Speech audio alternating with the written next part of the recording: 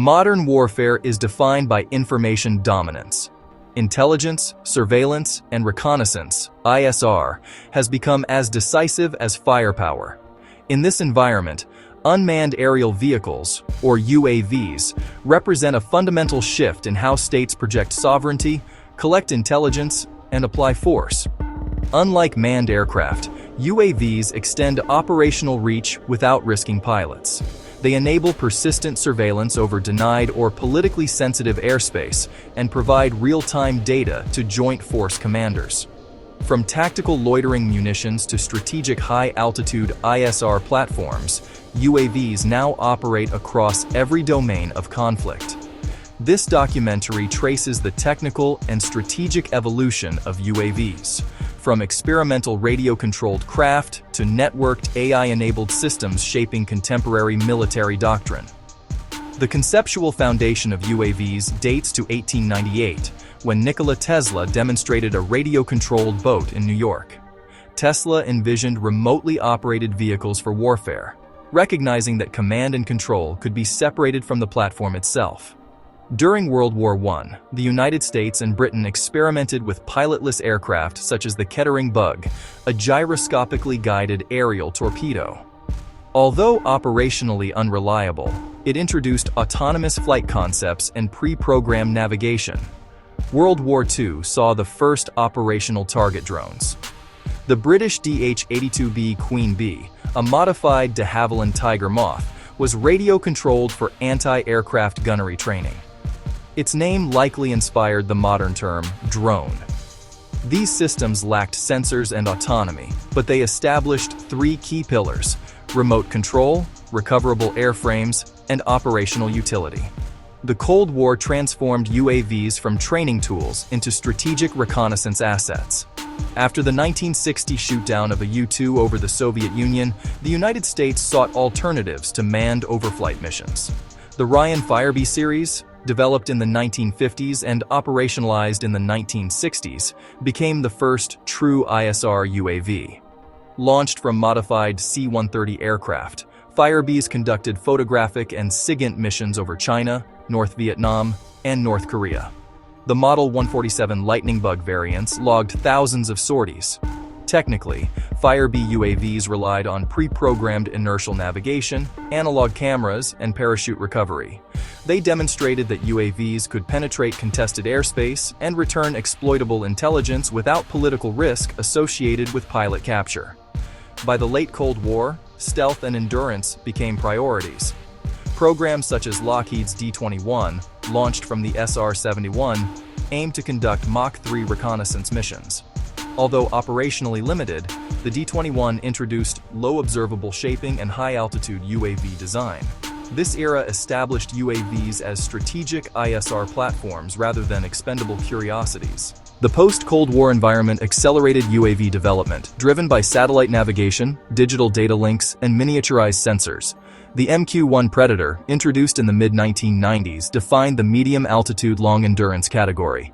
With a service ceiling of approximately 25,000 feet and endurance exceeding 24 hours, Predator carried electro-optical and infrared sensors with real-time video transmission via satellite data link. Its avionics suite integrated GPS-based navigation, line-of-sight and SATCOM control, stabilized sensor turrets, ground control stations with distributed crew roles. By 2001, the Predator was armed with AGM-114 Hellfire missiles, merging ISR and strike functions. This established the armed UAV as a persistent hunter-killer platform. The MQ-9 Reaper expanded this concept. Powered by a turboprop engine, it carries up to 1,700 kilograms of payload, including EO/IR sensors, synthetic aperture radar, SIGINT packages, precision-guided munitions. Reaper operates as a networked asset within joint ISR architectures, supporting close air support, time-sensitive targeting, and battle damage assessment. The RQ-4 Global Hawk represents the high-altitude, long-endurance class. Operating above 60,000 feet with endurance exceeding 30 hours, it provides wide-area ISR. Its payload includes SAR with ground-moving target indication, high-resolution optical sensors, communications relay systems, Global Hawk's avionics rely on autonomous flight management, SATCOM command links, and secure data dissemination to distributed intelligence nodes. It replaces manned platforms such as the U-2 for many strategic ISR missions. Together, MALE and HALE systems define modern UAV doctrine: persistence, network integration, and multi-sensor fusion. By the 2010s, UAV technology proliferated beyond the United States. Israel pioneered operational UAVs with systems such as the Heron and Hermes series, optimized for border surveillance and counterinsurgency ISR. China developed platforms like the Wing Lung and CH-4, offering armed male UAVs for export markets. These systems replicate Predator-class capabilities with simplified logistics and lower cost. Turkey emerged as a major UAV manufacturer with the Bayraktar TB2 and Akinci. These systems demonstrated operational effectiveness in Syria, Libya, and Nagorno-Karabakh, integrating indigenous data links, precision-guided munitions, tactical ISR for maneuver forces. This global diffusion democratized drone warfare. UAVs are now fielded by middle powers and non-state actors, altering air superiority assumptions and enabling asymmetric ISR and strike operations.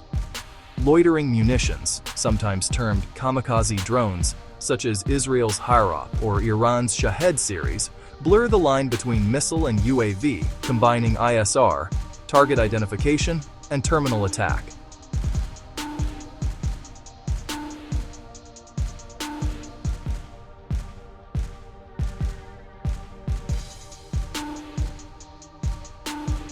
The next phase of UAV evolution centers on autonomy and speed. Swarm intelligence. Swarm systems use distributed algorithms to coordinate multiple UAVs without centralized control. These formations can overwhelm air defenses, conduct wide-area ISR, or act as decoys. Command and control shifts from direct piloting to mission-level supervision. AI integration. Loyal wingman. Programs such as the Loyal Wingman concept integrate UAVs with manned fighters. These UAVs act as sensor extensions, electronic warfare nodes, or weapons carriers. Artificial intelligence manages formation flight, threat response, and sensor fusion, reducing pilot workload. Hypersonic UAVs. Research into hypersonic UAVs focuses on strategic ISR and strike missions at Mach 5 and above. These platforms aim to compress decision timelines and penetrate advanced air defenses. The technical trajectory is clear: reduced human control, increased machine decision-making, and deeper integration into multi-domain operations. From Tesla's remote-controlled boat to autonomous ISR swarms, UAVs reflect a continuous shift in military sovereignty. From physical presence to persistent information dominance. They reshape air power by replacing pilots with algorithms, cockpits with data links, and missions with networks. UAVs are no longer auxiliary platforms. They are central to modern doctrine, altering how states surveil, deter, and strike. The evolution of UAVs is not simply technological. It is strategic, redefining who controls the battle space and how.